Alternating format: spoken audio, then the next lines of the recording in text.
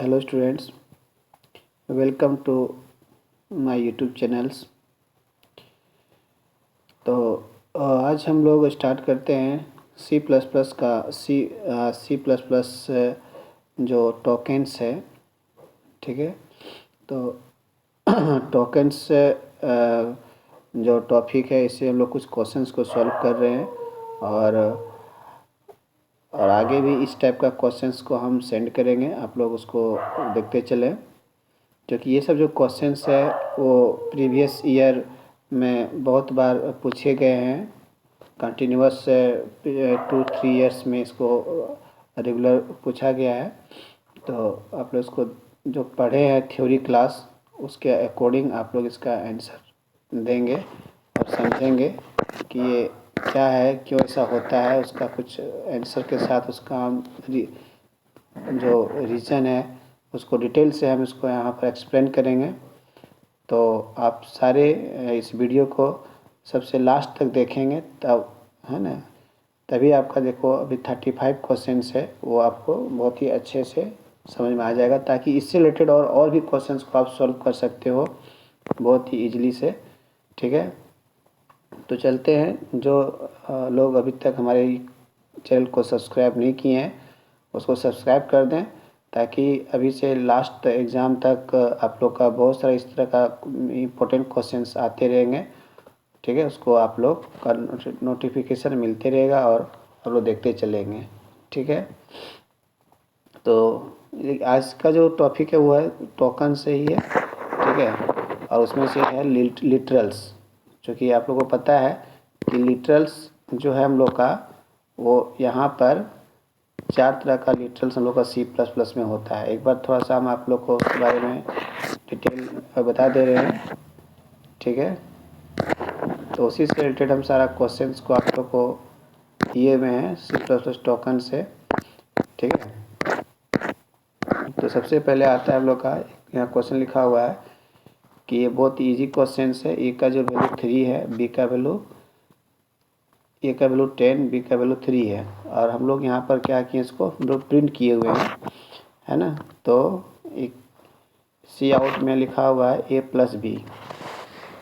तो आप लोग को पता है ना, 2-3 चीज़ हमेशा आप ध्यान रखेंगे सी आउट के बारे में, है ना। इसे बहुत बार एग्ज़ाम में से क्वेश्चन पूछ लिए जाते हैं कि सबसे पहले सी आउट जो स्टेट जो लिखते हैं लोग ना, ये सी आउट क्या है।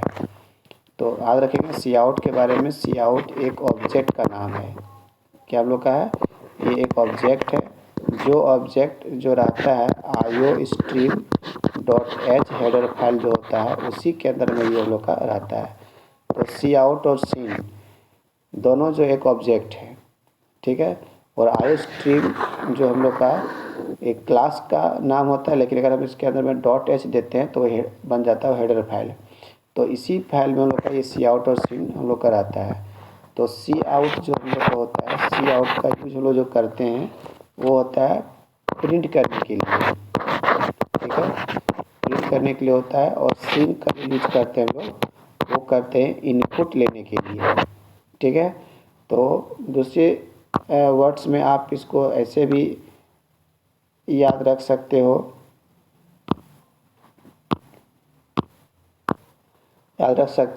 है ना, कि सी आउट मीन्स राइट ऑपरेशन।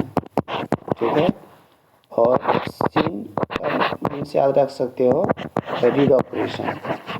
जब किसी मैसेज को या किसी एक्सप्रेशन के किसी वैल्यू को स्क्रीन पर, कंसोल पर अगर हमें राइट करना हो, दिखाना हो, तो उस केस में लोग सी आउट यूज़ कर देते हैं।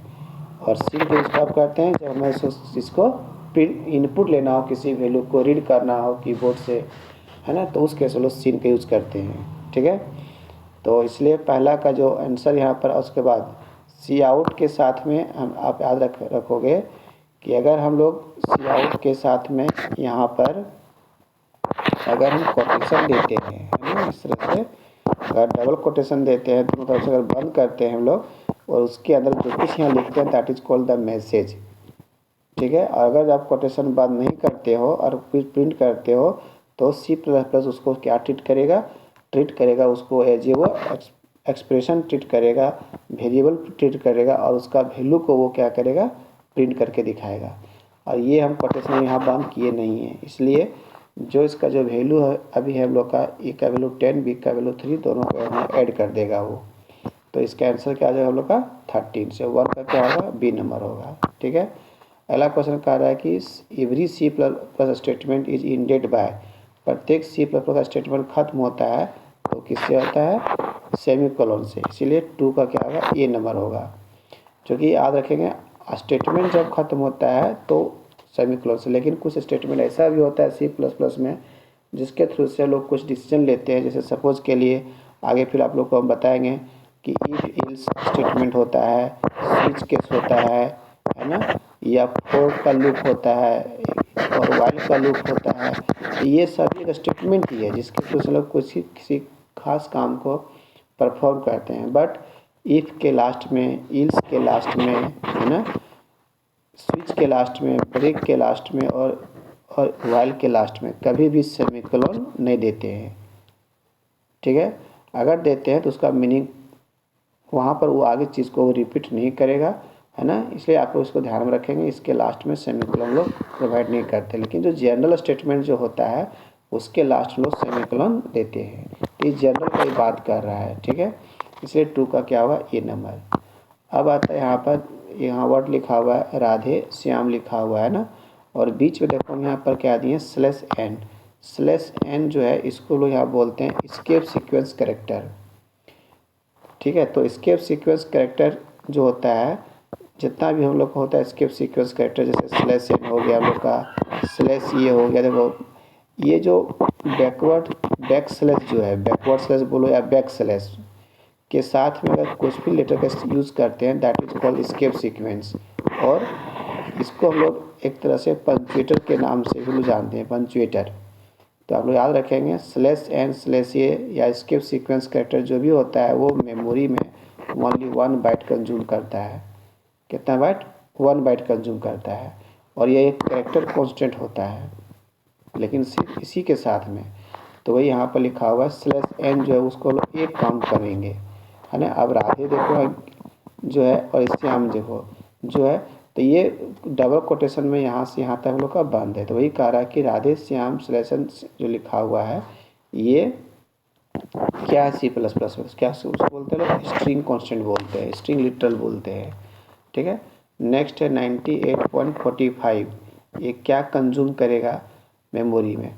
तो जैसे हम डबल कोटेशन में बंद कर दिए तो वो बन गया क्या लोग का, मैसेज। क्या बन गया, मैसेज, या कह सकते हैं उसको क्या बोलते हैं, स्ट्रिंग यहाँ पर कांस्टेंट बोलते हैं। ठीक है, तो हर एक कैरेक्टर वो 1 बाइट कंज्यूम करता है। तो यहाँ काउंट कर लेंगे 9 8, तो 2 बाइट हो गया, तो 1 2 3 4 5। ठीक है, और एक लास्ट में जो होता है उसको बोलते हैं, जो कि स्ट्रिंग जब खत्म होता है किससे खत्म होता है, नल वैल्यू से, /0, उसको क्या बोलते हैं लोग, नल बोलते हैं।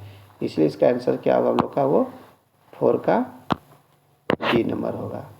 ठीक। अगला क्वेश्चन कह रहा है कि which is valid identifier in C plus plus, सही आइडेंटिफायर जो होता है सी प्लस प्लस में इसमें से कौन सा है।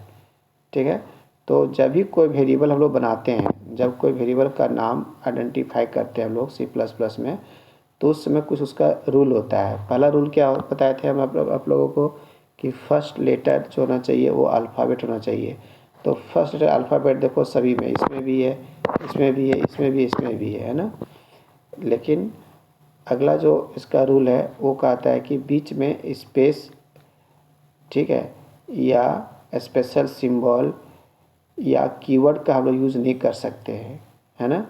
तो वैलिड ये पूछ रहा है, तो देखो बीच में स्पेस है, ये केयर के कीवर्ड है, फर्स्ट लेटर हम लोग का जो है वो अल्फ़ाबेट होना चाहिए। अल्फ़ाबेट यहाँ नहीं है, यहाँ तो डिलीट दे दिए लोग फर्स्ट लेटर, है ना। तो इसलिए जो हम लोग का ये नंबर हम लोग का सही है, क्योंकि बीच में स्पेस नहीं है। अंडरस्कोर के बारे में याद रखेंगे कि अंडरस्कोर जो होता है ये एक स्पेशल सिंबल होता है जिसको हम किसी भी नाम में पहले इस्तेमाल कर सकते, यूज़ कर सकते, या बीच में या तो लास्ट में, कहीं अंडरस्कोर जो कहीं भी तुम इसको यूज़ कर सकते हो, ऐसा इसमें कोई प्रॉब्लम नहीं है, ये एक्सक्लूसिव है, एक अलग प्रकार का ये लेटर होता है। इसीलिए कभी पूछता है कि अंडरस्कोर क्या होता है, C++ क्या ट्रीट करता है। एक लेटर भी है वो, और एक ये स्पेशल सिंबल भी है। ये दोनों भी हम लोग का स्पेशल सिंबल में भी आता है, इसको हम लोग काउंट करते हैं, और हम लोग लेटर में भी काउंट करते हैं। ठीक है, इसलिए 5 का क्या होगा आंसर, ये नंबर होगा। आगे चलते हैं। कह रहा है कि एस्केप सीक्वेंस कैरेक्टर कौन है या पंक्चुएटर कौन है। तो अभी आप लोग बताए थे बैक स्लैश के साथ में, बैक स्लैश के साथ में जो होता है उसी हम लोग क्या बोलते हैं, एस्केप सीक्वेंस। देखना है यहाँ बैक स्लैश कौन है, देखो ये है हम लोग का फॉरवर्ड स्लैश, ये भी फॉरवर्ड स्लैश है, यहाँ पर भी फॉरवर्ड स्लैश 2 दे दिए हैं, तो इसे सब गलत है। बैक स्लैश कौन है, ये, इसलिए होगा डी नंबर। और याद रखना है कि स्लैश ये का यूज़ हम लोग कहाँ करते हैं, किसके लिए यूज़ करते हैं, तो ऑडियोबल साउंड के लिए, अलार्म के लिए। ठीक है, तो इस तरह से हो गया 6 नंबर।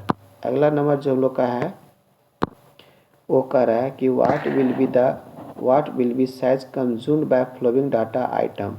हम लोग एक यहाँ डाटा आइटम लिखे हुए हैं 2, 3, 4, 5, ये डाटा आइटम है। तो इस डाटा को हम लोग आप पहचान सकते हैं कि ये इंटीजर है, ये इंटीजर टाइप का डाटा है, और ये मेमोरी में हमेशा कितना बाइट, 2 बाइट मेमोरी कंज्यूम करता है।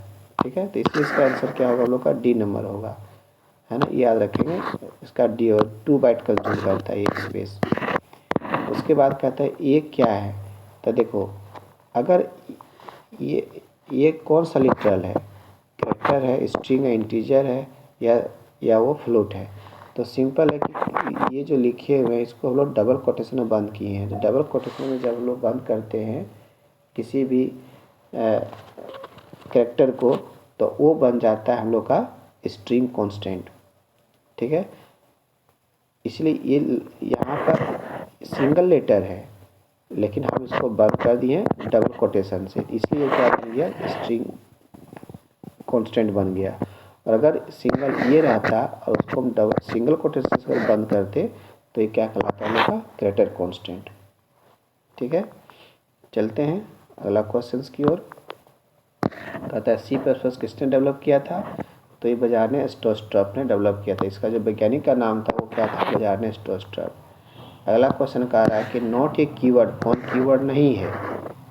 ठीक है, तो कौन कीवर्ड नहीं है ये पूछ रहा है, कीवर्ड है सो नहीं। तो देखो इफ जो कीवर्ड है, इफ इसे यूज़ करते हैं, इंट एक डाटा टाइप होता है, फ्लोट भी एक डाटा टाइप होता है ना। इल्स इफ का ही जो अदरवाइज में जो लिखते हैं उसको बोलते हैं इल्स, लेकिन इल्स जो लिखाता है वो हमेशा स्मॉल लेटर में लिखा था, ELSE, लेकिन हमने यहाँ गलती क्या किया है, कैपिटल ई कर दिए, इसलिए यही कीवर्ड नहीं है, बाकी बात तीनों क्या कीवर्ड है। तो इसका आंसर क्या होगा हम लोग का, 10 का ये नंबर होगा। इसको हम लोग बढ़िया से नोट कर लेते करते चलेंगे। इसी प्रकार से जैक में सिंपल क्वेश्चन पूछता है, बहुत बड़ा क्वेश्चन नहीं पूछता है ना। तो ये 11th लेवल के लिए ये सब क्वेश्चन, अगर इसको आप अच्छा समझेंगे जानेंगे तभी 12th का हल वो सारा क्वेश्चन को सॉल्व करेंगे। यहाँ पर देखो बहुत अच्छा क्वेश्चन दिया। जैसे बहुत स्टूडेंट क्या करता है ना, मिस्टेक कर जाता है, तो बहुत स्टूडेंट लोग सोचता है इसमें ना कि देखो A+B है, मतलब जोड़ेंगे तो A का वैल्यू 2 है, B का वैल्यू 5 है, जोड़ेंगे तो कितना होगा, 7 होगा। लेकिन आप लोगों को पता होना चाहिए कि हम जो इसको लिखे हुए हैं वो डबल कोटेशन में बंद किए हुए हैं। तो डबल कोटेशन जब भी बंद होता है तो वो उसको तो C++ का जो कंपाइलर है ना, वो कंपाइलर ये ट्रीट नहीं कर पाता है कि ये जो है एक एक्सप्रेशन है। कोटेशन में जैसे हम लोग बंद करते हैं वो समझ आता है कि ये क्या लोग का एक मैसेज है ना। इसीलिए क्या करेगा वो, एज इट इज़ जो तुम यहाँ लिखे हो उसको वो क्लिक करके वो दिखा देगा। इसीलिए इसका जो परफेक्ट आंसर जो सही होगा हम लोग का वो कौन होगा, B नंबर होगा, क्योंकि A+B दोनों के वैल्यू को ऐड नहीं करेगा। हाँ, अगर कोटेशन नहीं रहता तब ये प्रिंट क्या करता है, 7 प्रिंट करता है। ठीक है, ओह सॉरी मिस्टेक हो गया है ना। देखो A+B जो है एक कोटेशन में बंद है, तो ये प्रिंट नहीं करेगा इसको, ये D नंबर प्रिंट करेगा, क्योंकि कोटेशन उसका फार्मूला है, इसको वो प्रिंट नहीं करेगा। उसके अंदर जो कोटेशन के अंदर जो होता है उसको प्रिंट करता है। ठीक है, इसको थोड़ा सा आप लोग मॉडिफाई कर लेंगे, है ना। तो ये क्या होगा, 11 का D नंबर होगा। सही आंसर जो होगा 11 का जो होगा वो क्या होगा हम लोग का, D नंबर होगा। ठीक है, अब कहता है कि द फुल ऑफ उप का फुल फॉर्म क्या होता है, कि तो सभी को पता होना चाहिए, है ना। कि क्या होगा, ऑब्जेक्ट ओरिएंटेड प्रोग्रामिंग होगा, है ना। तो आप लोग सिर्फ केवल एक बार रिवाइज कर लें, ज़्यादा समय आप लोग को नहीं इसमें लगेगा क्योंकि हो सकता है इसके कारण से कुछ दूसरा क्वेश्चंस भी आपका सॉल्व हो जाए। इसे थोड़ा सा समय निकाल के इसको आप लोग देखें। तो कह रहा है कि C++ कौन सा लैंग्वेज है, 2G, 4G, 3G और 5G। तो आप लोग याद रखेंगे, सबसे पहले अगर पूछा जाए कि फर्स्ट जनरेशन का कौन सा लैंग्वेज आया था, तो था हम लोग का बाइनरी लैंग्वेज। बाइनरी जो लैंग्वेज था हम लोग का कंप्यूटर का फर्स्ट लैंग्वेज था। 2G सेकेंड में हम लोग याद रखेंगे असेंबली लैंग्वेज। असेंबली जो लैंग्वेज था हम लोग का वो सेकेंड जनरेशन का लैंग्वेज था। और थर्ड जनरेशन का जो लैंग्वेज था ना, उसका नाम था वो था लोगो था, है ना, पास्कल था, कोबोल था, फोर्ट्रॉन था। ये सब जो लैंग्वेज था हम लोग का, उसका नाम था थर्ड जनरेशन का लैंग्वेज था। लेकिन यहाँ पर पूछ रहा है कि हम लोग का C++ जो है वो कौन सा जनरेशन का लैंग्वेज है। तो याद रखेंगे कि C++ जो हम लोग का वो है फोर्थ जनरेशन का लैंग्वेज है। और अभी एक और भी लैंग्वेज आ गया है जो हो सकता है अगर सिलेबस चेंज किया झारखंड सरकार तो अगले साल से हम आप लोगों को पाइथन पढ़ देंगे। पाइथन जो है ना बहुत ही ईजी लैंग्वेज है एज कम्पेयर C++ के अपेक्षा में, ठीक है। लेकिन गवर्नमेंट अभी इसको पाइथन को किया नहीं है, जिसके वजह से हम लोग अभी आप लोग को C++ ही हम लोग पढ़ा रहे हैं। क्योंकि पाइथन जो लैंग्वेज है उसको CBSE जो है सेंट्रल जो बोर्ड है हम लोग का सेंट्रल सेकेंडरी एग्जामिनेशन जो बोर्ड है दिल्ली सरकार, उन्होंने अपने हर CBSE स्कूल में पाइथन कर दिया। अभी 11-12 का जो स्टूडेंट हैं हम लोग के CBSE के, वो लोग सब क्या पढ़ते हैं, पाइथन पढ़ते हैं। और यहाँ तक कि ICISI जो बोर्ड है वो भी कर दिया पाइथन। झारखंड सरकार थोड़ा पीछे चलती है, अभी तक झारखंड सरकार इसको चेंज नहीं किया है। तो अगर कमिंग ईयर में अगर इसको चेंज करता है सिलेबस, अगर गवर्नमेंट कुछ नोटिफिकेशन अगर जारी करती है तो हम लोग पाइथन खुद पढ़ेंगे। तो याद रखेंगे पाइथन जो होता है ना वो एक फिफ्थ जनरेशन ऑफ लैंग्वेज है हम लोग का, ठीक है। तो और C++ जो हम लोग का फोर्थ जनरेशन लैंग्वेज है, ठीक। आगे चलते हैं लोग, देखो कहता है कि C++ यूजेज। तो याद रखेंगे C++ कौन सा कंपाइलर का इस्तेमाल करता है, कौन सा ट्रांसलेटर का इस्तेमाल करता है, यूज़ करता है, किस लिए, तो ऑब्जेक्ट कोड में डाटा को ट्रांसलेट करने के लिए। तो याद रखेंगे इसका यूज़ होता है कंपाइलर। और हम लोग अभी जो बताएं अब वो पाइथन है ना, तो पाइथन जो होता है ना वो पाइथन यूज़ करता है इंटरप्रेटर को और C++ करता है किसको, कंपाइलर को, ये को याद रखें। और असेंबलर को यूज़ करते हैं हम लोग असेंबली जो लैंग्वेज है वो। तो इंटरप्रेटर के थ्रू से हम लोग पाइथन लैंग्वेज को ट्रांसलेट करते हैं। तो आगे हम कल बताए हैं कि कंपाइलर और इंटरप्रेटर में बेसिक डिफरेंसेस क्या होता है। सो तो इस क्वेश्चन के अनुसार से इसका जो परफेक्ट जो आंसर होगा हम लोग का वो होगा B नंबर की C++ language uses compiler translator to translate into object code, ठीक है। अब यहाँ कहता है कि अगला क्वेश्चन जो आपके सामने है कह रहा है कि ये करेक्टर लिटरल कौन सा एक है इसमें से।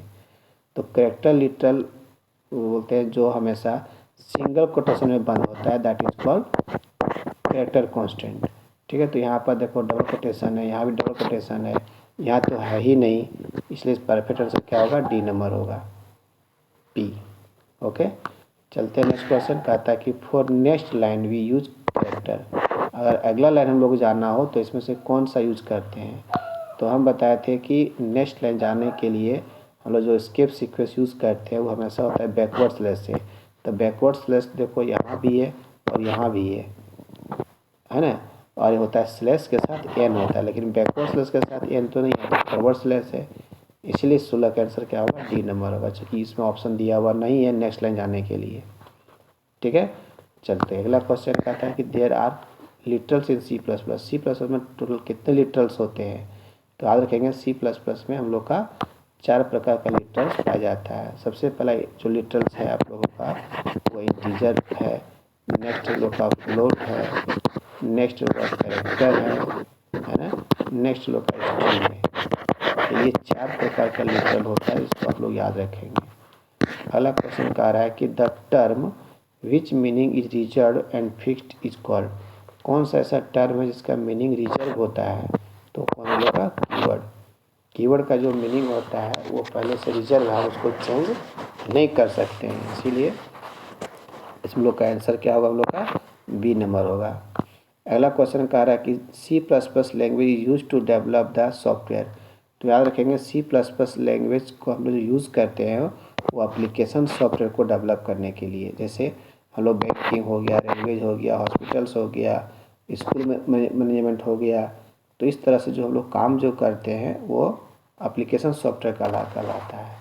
तो उसके लिए हम लोग यूज़ करते हैं C++ को, है ना।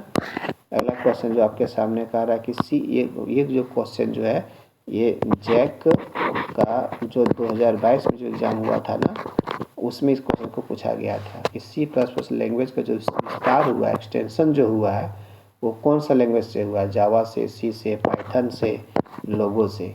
तो हम लोग क्या इसका आंसर देंगे, परफेक्ट आंसर क्या होगा, सी लैंग्वेज। अगला कहता है not a high level language. कौन हाई लेवल लैंग्वेज नहीं है, ठीक है। देखो लैंग्वेज का जहाँ तक हम लोग बात करें तो लैंग्वेज को दो भाग में लोग डिवाइड किए थे, याद रखना है ना। एक को बोलते थे लो लेवल लैंग्वेज, एक को बोलते थे हाई लेवल लैंग्वेज। तो लो लेवल लैंग्वेज जो लो लेवल लैंग्वेज था, इसके अंदर में था हम लोग का दो तरह की लैंग्वेज, एक को बोलते थे मशीन लैंग्वेज और एक को बोलते थे लोग असेंबली लैंग्वेज। तो असेंबली लैंग्वेज और मशीन लैंग्वेज, ये दो लैंग्वेज आता था हम लोग उसमें लो लेवल लैंग्वेज में।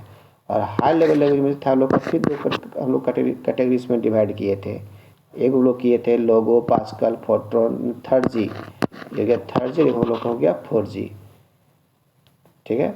तो याद रखिए कौन इसमें से हाई लेवल लैंग्वेज नहीं है। तो हाई लेवल लैंग्वेज देखो लोगो भी है, ठीक है, सी लैंग्वेज भी है और C++ भी है, लेकिन बाइनरी लैंग्वेज नहीं है। ये लोग का है लो लेवल लैंग्वेज, इसलिए 21 का आंसर सही क्या होगा, सी नंबर होगा, है ना। अब कहता है which is incorrect for an identifier. मैंने आइडेंटिफायर का मतलब क्या हुआ, नेम। जो कभी जब हम लोग अपने प्रोग्राम जब बनाते हैं उसमें हम लोग कोई ना कोई एक वेरिएबल लेना पड़ता है उसमें वैल्यू को पुट करने के लिए। तो उसके लिए कौन सा वेरिएबल का नाम सही नहीं है वो आपसे पूछा जा रहा है।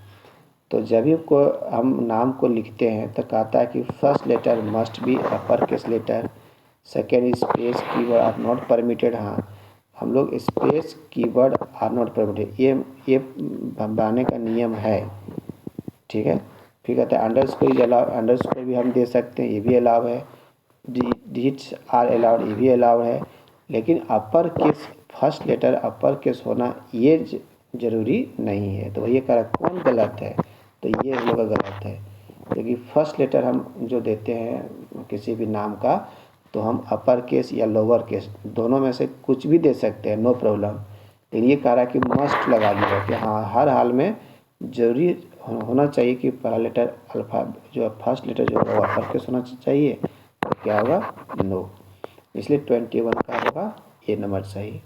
अगला क्वेश्चन जो आपके सामने है वो है, कहता है कि वैलिड वेरिएबल नेम। देखो वही क्वेश्चन जो भी ऊपर सॉल्व किए हम ना, उसी से रिलेटेड ये क्वेश्चन दिया हुआ है। कह रहा है कि वैलिड वेरिएबल नेम जो है वो कौन सा है। तो वेरिएबल जो नाम लिखते हैं उसमें बीच में कभी भी कोई स्पेशल सिंबल यूज़ नहीं कर सकते, केवल अंडरस्कोर को छोड़ करके, ये अलाउ है। बाकी बात कोनो स्पेशल सिंबल जो है वो हम नहीं दे सकते, इसलिए ये गलत है। 5G जो है फर्स्ट लेटर देखो अल्फ़ाबेट है, सॉरी फर्स्ट लेटर डिजिट है, ये भी अलाउ नहीं है। बीच में माइनस है, ये भी अलाउ नहीं है। तो सही अलाउ कर है बीच में, चूँकि हम N1 लिखा हुआ तो 1 जो है एक डिजिट है, लेकिन फर्स्ट में तो नहीं है, लास्ट में है, तो लास्ट में दे सकते हो, कोई दिक्कत नहीं है। इसलिए 23 का आंसर क्या होगा, बी नंबर होगा।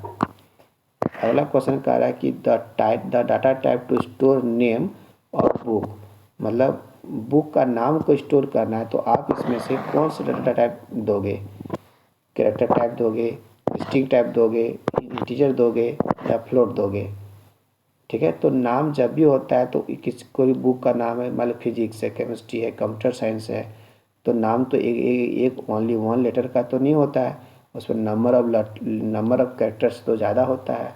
तो जब नंबर ऑफ कैरेक्टर्स ज़्यादा हो that is called string type, ठीक है। इसलिए 24 का क्या होगा हम लोग का बी नंबर होगा। नेक्स्ट कहता है ये वैलिड फ्लोट नंबर सही फ्लोट नंबर इसमें से कौन सा है, तो 4.5 तो फ्लोट नंबर ही भी है।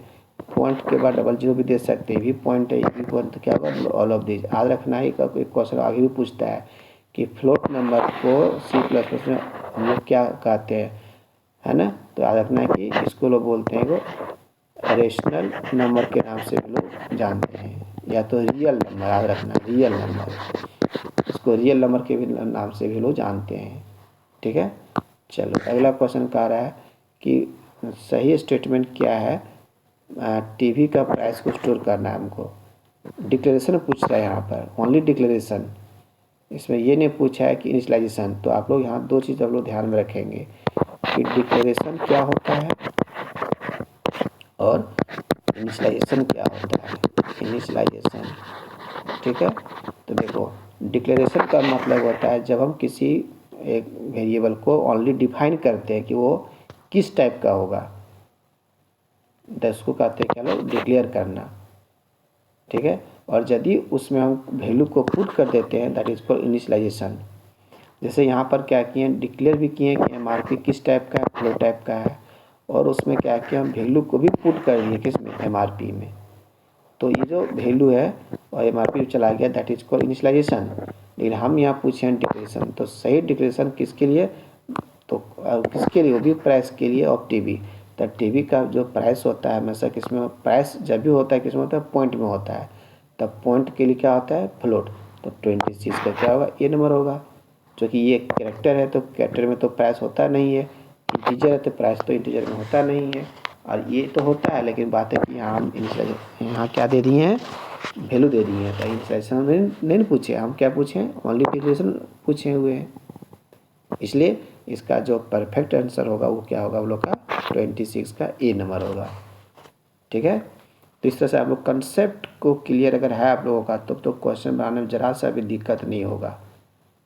कंसेप्ट को क्लियर रखना बहुत ज़रूरी है, क्योंकि बहुत बड़ा नियम भी यहाँ पर नहीं है, नियम बहुत ही छोटा है। थोड़ा सा आप लोग को मेहनत करना है, और आप लोग मेहनत कर लेते हो अच्छा से ना, तो फिजिक्स केमिस्ट्री मैथ से भी ज़्यादा नंबर इसमें उठता है। आज तक का प्रमाण जो है वो यही है कि आप अच्छा से इसको बढ़ाते हो तो आप उससे अधिक नंबर इसमें उठेगा। Which symbol is not use in C++ program, हाँ बहुत अच्छा क्वेश्चन कह रहा है। कौन सा सिंबल का हम C++ में यूज़ नहीं करते हैं, तो हैश का तो यूज़ करते हैं, हैश इंक्लूड में फर्स्ट टाइम यूज़ करते हैं। ये देखो ये फॉरवर्ड स्लैश है, हम लोग इसको यूज़ करते हैं, कैरेट है इसका यूज़ करते हैं। ये पाई सिंबल हम लोग यूज़ नहीं करते, पाई डाला यहाँ पर नहीं है।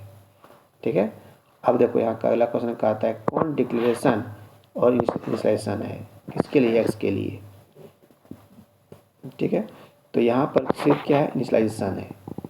हम 10 को एक्स में पुट कर रहे हैं तो ओनली हुआ इनिशियलाइजेशन हुआ, लेकिन डिक्लेरेशन तो नहीं हुआ। यहाँ पर कह रहा है कि एक्स जा रहा है 10 में, तो ये ऑपरेशन बिल्कुल इलीगल है। कभी भी हम किसी भी वेरिएबल को किसी कांस्टेंट में हम पुट नहीं कर सकते हैं। ठीक है, और यहाँ पर जो लिखे इंट एक्स है तो ये सिर्फ है डिक्लेरेशन, लेकिन हम यहाँ पर पूछे क्या है, इनिशियलाइजेशन भी पूछे हुए हैं ना। तो सही आंसर क्या होगा, सी नंबर। क्योंकि हम एक्स किस टाइप का, वो भी यहाँ लिख दिए इंटीजर टाइप का है, और एक्स में कौन स्टोर है, तो एक्स में कौन स्टोर है, तो 10 स्टोर है। इसलिए 10 क्या हो गया, एक वैल्यू हो गया जो इनिशियलाइज कहाँ की है, एक्स में। तो सही आंसर क्या होगा इसका, हमको सी नंबर होगा। अब का अगला question, invalid statement about of a character constant. तो कैरेक्टर कांस्टेंट के बारे में कौन गलत लिखा हुआ है, तो कैरेक्टर कांस्टेंट को डिफाइन करने के लिए हम लोग केयर क्योर यूज़ करते हैं, 100% सही है। कंज्यूम 1 बाइट स्पेस, जो भी कैरेक्टर कांस्टेंट जो होता है वो हमेशा 1 बाइट कंज्यूम करता है, और वो जो कैरेक्टर कांस्टेंट है उसमें से एक चाहिए लेटर, उसको एक ही लेटर चाहिए, और वो लेटर हम कुछ भी दे सकते हैं, चाहे लेटर हो, डिजिट हो, सिंबल हो, हम लोग को भी एक लेटर को दे सकते हैं, लेकिन उसको हम कभी भी डबल कोटेशन से बंद नहीं करते। इसीलिए 29 का आंसर सही क्या होगा, बी नंबर होगा। पहला क्वेश्चन कहता है ये string constant is always terminated bye, एक स्ट्रिंग कांस्टेंट को हमेशा हम खत्म करते हैं किससे, तो नल वैल्यू से। तो नल वैल्यू जब भी स्टार्ट होता है तो किससे होता है, बैकवर्ड स्लैश से। क्या होगा 20 30 का आंसर क्या होगा, सी नंबर होगा। पहला क्वेश्चन कह रहा है सही वेरिएबल इंटीजर कांस्टेंट कौन सा है।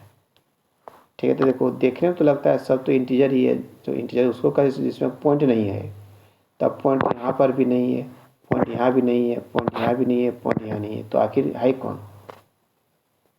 तो इस क्वेश्चन का आंसर देने के लिए आप लोगों को पहले ये समझना पड़ेगा कि इंटीजर जो कांस्टेंट जो होता है उसका रेंज क्या है, कहाँ से कहाँ तक के वैल्यू को स्टोर करता है। तो ये आप लोग को नोट्स में पढ़ना पड़ेगा, हम पढ़ाए भी हैं कि इसका जो रेंज होता है -32 से लेकर के +32768 तक का स्टोर करता है। देखो +32,768 यहीं तक स्टोर करेगा। ठीक है, तो इसमें कह रहा है कौन इनवैलिड है, कौन गलत है, वो तुमसे पूछ रहा है। सही कौन है सो ने पूछ रहा है, क्या पूछ रहा है, इनवैलिड गलत कौन है। तो -32,767 से लेकर के 68 के बीच में तो 10 आता ही है, इसलिए ये सही है। 8,934 ये भी आता है इस रेंज के बीच में। 30,230 ये भी आता है, लेकिन ये रेंज नहीं आता है, इसलिए 31 का क्या होगा, डी नंबर सही होगा। ठीक, इस प्रकार से आप लोग को पहले थ्योरी जो उसका है वो कंसेप्ट क्लियर रहेगा ना, तो ज़रा सा भी दिक्कत नहीं होगा। तो पहला क्वेश्चन कह रहा है स्मॉलेस्ट इंडिविजुअल यूनिट को क्या कहते हैं, तो पता ही हम लोग को टोकन कहते हैं इसको। Not A token in C++, कौन टोकन नहीं है, तो कैरेक्टर कांस्टेंट तो है ही, स्ट्रिंग कांस्टेंट भी है, इंटीजर कांस्टेंट भी है, लेकिन डेसिमल नंबर हम लोग का ये टोकन के अंदर में नहीं आता है। पहला कहता है कि valid C+ statement to store name of student, नाम को स्टोर करना है किसी स्टूडेंट का, तो कौन सही है। तो सबसे पहले जब लोग कोई स्ट्रिंग कांस्टेंट बनाते हैं तो हर हाल में डायमेंशन मेंशन करते हैं, ये डायमेंशन का पहचान इसको बोलते हैं सबस्क्रिप्ट। तो फर्स्ट में तो यहाँ तो है नहीं, इसलिए फर्स्ट गलत हो गया। स्ट्रिंग नाम का कोई डाटा टाइप नहीं होता है, स्ट्रिंग को डिफाइन करने के लिए लोग केयर का इस्तेमाल करते हैं, तो इसीलिए सही आंसर है। तो यहाँ पर क्या यहाँ दिए ब्रैकेट दिए, ये वाला सर्किल ब्रैकेट, तो सर्कल जो ब्रैकेट होता है वो भी अलाउ नहीं होता है यहाँ पर किसी वेरिएबल को, स्ट्रिंग टाइप के वैल्यू को किसी वेरिएबल में स्टोर करने के लिए, तो ये भी गलत हो गया लोग का। तो सही आंसर क्या होगा, डी नंबर होगा, क्योंकि इसमें क्या है कि केयर डाटा टाइप के यूज़ किए हुए हैं, नेम हो गया वेरिएबल का नाम, और 8 हो गया हम लोग का सब डायमेंशन में हम दिए हैं 8 दिए हैं, जो कि जो नाम यहाँ रहता है उससे तुम अधिक दे दो तो चलेगा, लेकिन कम नहीं होना चाहिए, कम रहेगा तो क्या करे एरर मारेगा। इसलिए 34 का आंसर सही क्या होगा हम लोग का, डी नंबर होगा।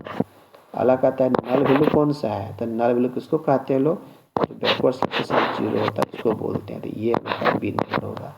ठीक है, तो इस प्रकार से जो है आप लोग आज हम जो कवर किए हम लोग, उसको जो कवर किए हैं वो है हम लोग का C++ का टोकन के बारे में। ठीक है, इसी तरह से अगला जो हम आप लोग को जो सेंड करेंगे वीडियो, वो रहेगा हम लोग का ऑपरेटर से रिलेटेड।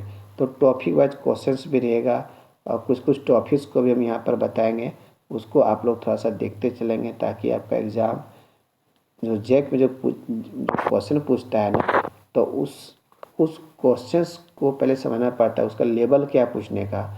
ये पूछता है बहुत ही सिंपल क्वेश्चन पूछता है, लेकिन थोड़ा सा लॉजिक रहता है हर क्वेश्चन में, इसलिए आप इसको बहुत ही हल्के में नहीं लेंगे, और बहुत ही ये टफ भी नहीं है जहाँ तक हम समझते हैं। ठीक है, क्योंकि हमें 15 साल से हम जो पढ़ा रहे हैं, जो स्टूडेंट बार बार एग्ज़ाम दे रहे हैं, और क्वेश्चन बैंक भी आप लोग क्वेश्चन बैंक से भी रिवाइज करवाएंगे आप लोगों को हम, तो उस तरह से आप लोग उसको देख सकते हैं किस टाइप से ये पूछता है सो। ठीक है, तो तब तक आप लोग नोट्स को पढ़ें, फिर हम अगला वीडियो इसको डालेंगे। जो स्टूडेंट अभी तक हमारे चैनल को सब्सक्राइब नहीं किए हैं प्लीज़ सब्सक्राइब कर दें, और फिर क्लास 12 का न्यू बैचेज हम बहुत जल्द स्टार्ट करेंगे। ये जो पूजा है हम लोग का सरस्वती पूजा, उसके बाद स्टार्ट करेंगे, तो आप लोग जितना जल्दी हो सके आप लोग ऑफलाइन क्लास भी ज्वाइन करें, ताकि आप अच्छे डीपली और एक्सटेंडली आपको हम नॉलेज दे सकें। प्रोग्रामिंग के लिए आप लोगों को टेंशन जरा सा भी नहीं होगा, और चाहते हैं कि आगे 10+2 के बाद अच्छा हम ब्राइट करियर हम बनावें इस क्षेत्र में, कंप्यूटर के क्षेत्र में, बीटेक हो, बीसीए हो, एमसीए हो, अगर आप जाना चाहते हो तो अभी से आप थोड़ा सा मेहनत करें और अच्छा पैसा आप इसमें कमा सकते हो, थोड़ा सा आप मेहनत करेंगे तो। क्योंकि फिजिक्स केमिस्ट्री मैथ से भी अच्छा पैसा कमा सकते हो अगर बीटेक में आप कंप्यूटर साइंस रखते हो या बीसीए एमसीए करते हो। तो उसी चीज़ को यहाँ पर बताया जाता है, क्योंकि आज कंप्यूटर का युग ज़माना है, हर सेक्टर में हर जगह पर कंप्यूटर का डिमांड दिनों दिन बढ़ते जा रहा है। तो इस चीज़ को आप लोगों को अभी से फोकस करना है, आगे का फ्यूचर को क्या हम बनावें, किस क्षेत्र में जाएं, किस चीज़ का स्कोप है, आज हम लोग का कंट्री में, वर्ल्ड में क्या चीज़ का डिमांड है, क्या ट्रेंड्स चल रहा है, ये सब भी थोड़ा सा आप लोग फोकस करें और अपने पढ़ाई को कंटिन्यूअस जारी रखें। Thank you.